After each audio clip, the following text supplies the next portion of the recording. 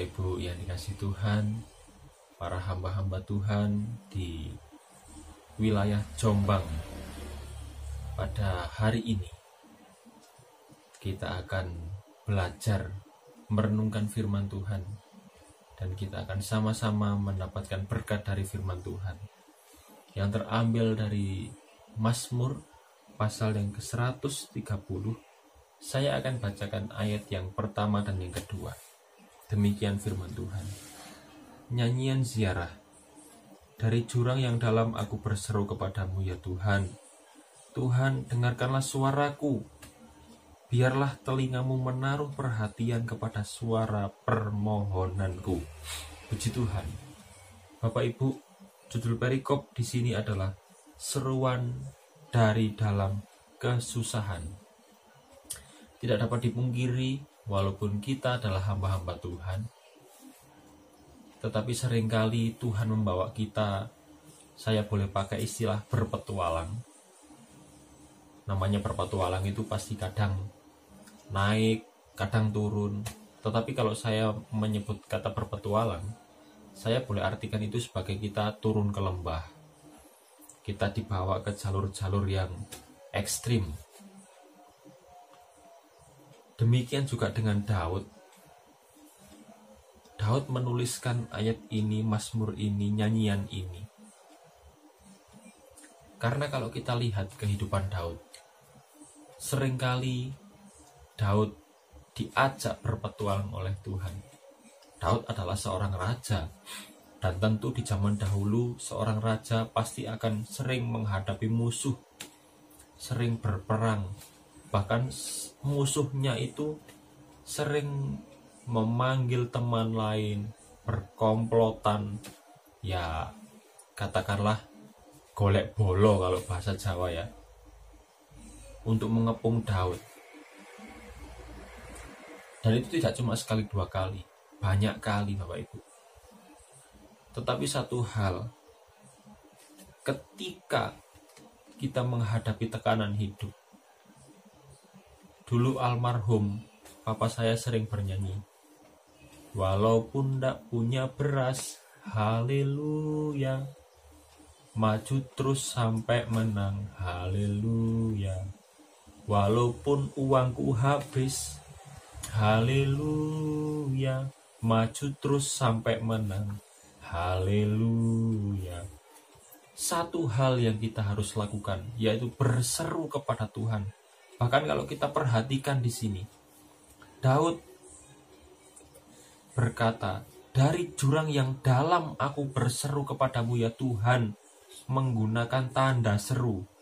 Sesuai dengan judul perikopnya yaitu seruan. Berarti Daud benar-benar berseru dengan sekuat tenaga kepada Tuhan. Bahkan disambung di ayat yang kedua, Tuhan dengarkanlah suaraku. Daud meminta agar telinganya Tuhan itu memperhatikan permohonannya Daud.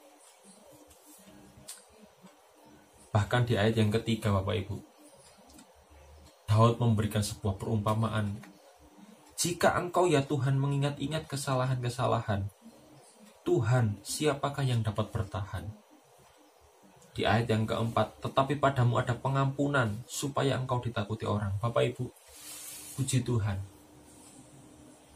Kita punya Tuhan yang penuh dengan kasih, penuh dengan pengampunan. Kalau misalnya Tuhan itu menghitung kesalahan-kesalahan kita, mungkin Tuhan akan berpikir, wes babah no, kamu susah biar no, kamu soro biar no. Karena kita manusia walaupun kita hamba Tuhan, seringkali kita melakukan kesalahan, seringkali kita kilap, hilaf maksudnya. Tetapi puji syukur bahwa Tuhan itu maha pengampun, maha pengasih, lagi maha penyayang. Kalau kita berseru kepada Tuhan, sebesar apapun kesalahan kita, Tuhan pasti mengampuni. Tuhan mendengarkan seruan doa kita. Bahkan di ayat yang kelima, Daud menanti-nantikan Tuhan. Setelah kita berseru, kita bersyukur karena Tuhan mengampuni segala dosa kita, sehingga itu tidak menghalangi lagi permohonan kita. maka Daud pun menanti-nantikan Tuhan. Jiwanya menanti, dia berharap akan firman-Nya. Berarti Daud akan menuruti apa yang dikatakan Tuhan karena dia berharap akan firman-Nya. Berarti jalan keluar apa yang akan Tuhan berikan kepada Daud, kepada kita juga. Itulah yang harus kita lakukan, yang harus kita turuti. Di ayat yang ke-6, jiwaku mengharapkan Tuhan. Bahkan 2 kali kalimat diulang di sini, lebih daripada pengawal mengharapkan pagi, lebih daripada pengawal mengharapkan pagi. Berarti ini sesuatu hal yang penting. Kita harus punya pengharapan yang kuat di dalam Tuhan. Bapak Ibu, puji Tuhan, pada hari ini, mungkin renungan yang singkat ini, saya harap ini bisa menguatkan kita. Saya harap ini bisa mengingatkan kita bahwa Tuhan adalah pengharapan yang kuat. Kita harus terus berharap kepada Tuhan. Kita harus terus punya iman yang kuat di dalam Tuhan. Saat kita di dalam lembah baka sekalipun, kita harus tetap berseru kepada Tuhan dengan penuh keyakinan bahwa Tuhan akan menolong kita. Puji Tuhan, Tuhan Yesus memberkati.